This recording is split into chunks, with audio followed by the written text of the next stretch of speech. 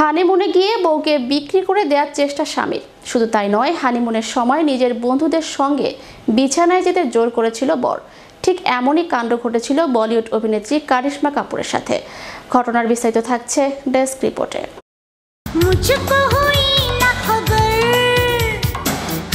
বলিউডের স্বনামধন্য পরিবারের সন্তান এই বলিউড অভিনেত্রী 90-এর দশকে সবচেয়ে বেশি পারিশ্রমিক পাওয়া নায়িকার তালিকায় নাম আসে তার।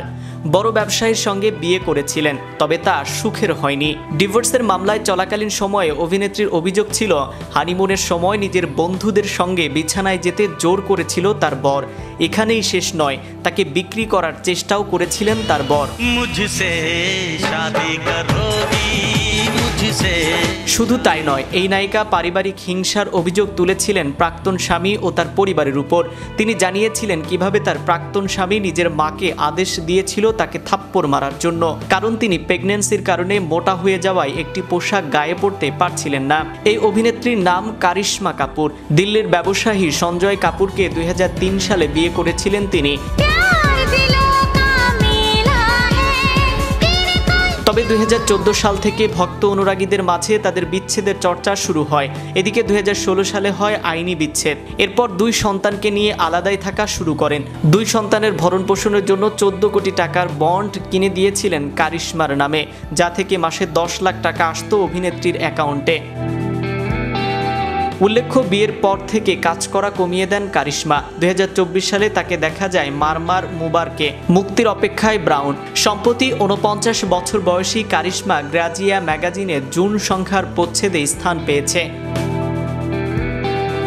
প্রচ্ছেদে তাকে একটি প্যাস্টেল ব্লু টপ পরতে দেখা যায়। আনুষ্ঠানিকভাবে লোলা হিসেবে ডাকা হয়। একজন ভারতীয় চলচ্চিত্র অভিনেত্রী। কাপুরের পরিবারের সদস্য হিসেবে তিনি অভিনেতা রণবীর কাপুর এবং ববিতার প্রথম কন্যা। কাপুর 1991 সাল 17 বছর বয়সে অভিনয় আত্মপ্রকাশ ঘটান ভারতভূষণের বিপরীতে প্রেম কয়েদি চলচ্চিত্রের মাধ্যমে। পরবর্তীকালে তিনি বিভিন্ন বাণিজ্যিকভাবে সফল চলচ্চিত্রে অভিনয় করেন। এর মধ্যে রয়েছে জিগর, আনারি ইত্যাদি।